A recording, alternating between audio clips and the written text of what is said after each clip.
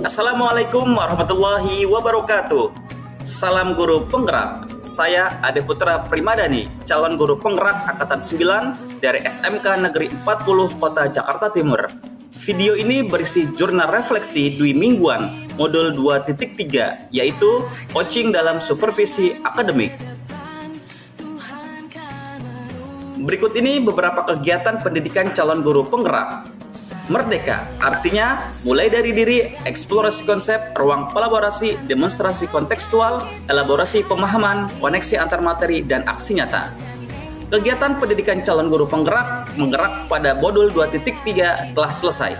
Pada minggu ini, calon guru penggerak mulai dengan materi modul 2.3 coaching untuk supervisi akademik.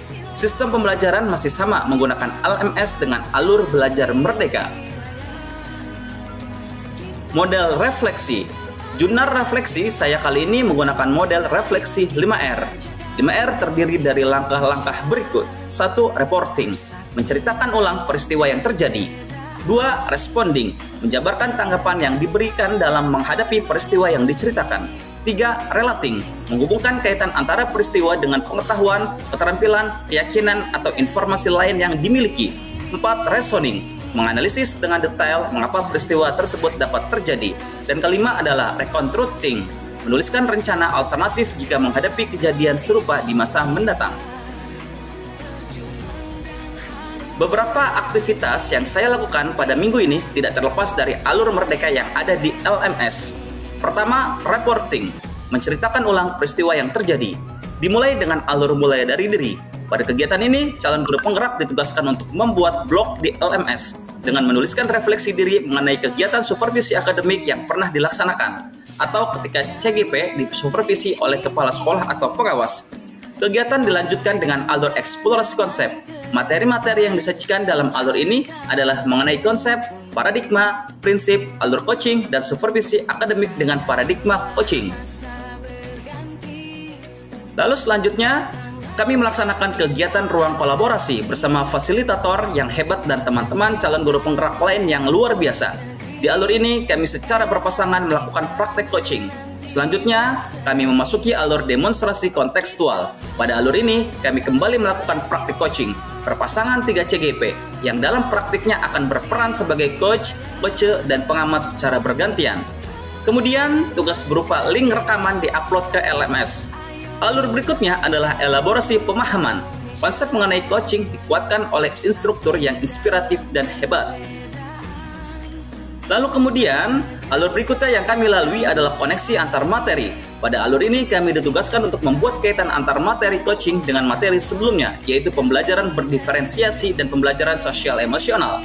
Berikutnya kami melaksanakan aksi nyata implementasi coaching untuk supervisi akademik di sekolah kami dengan melibatkan Ratnan Sejawat sebagai coach kami. Sebagai penutup modul 2 ini kami melakukan post test. Lalu responding, menjabarkan tanggapan yang diberikan dalam menghadapi peristiwa yang diceritakan.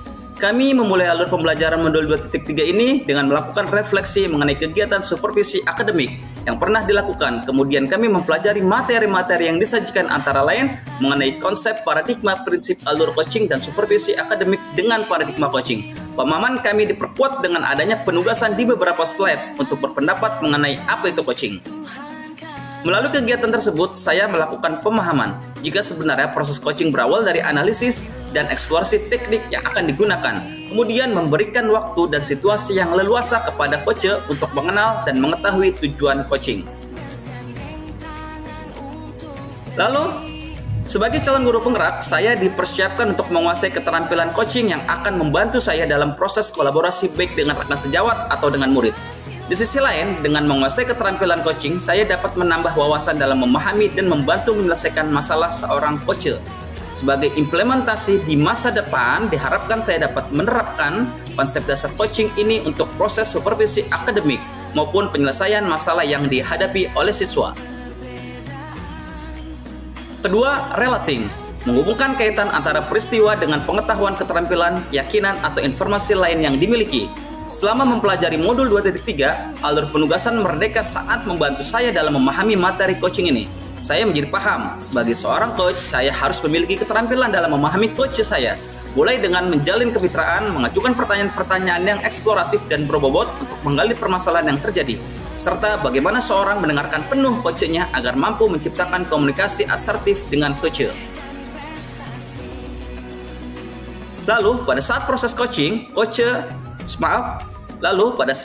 coaching, coach menyimak coach yang sedang berbicara untuk memahami setiap ucapan yang diucapkan coach, serta ikut memberi pemahaman kepada coach tentang pentingnya menyelesaikan masalah dengan potensi yang dimiliki coach sendiri.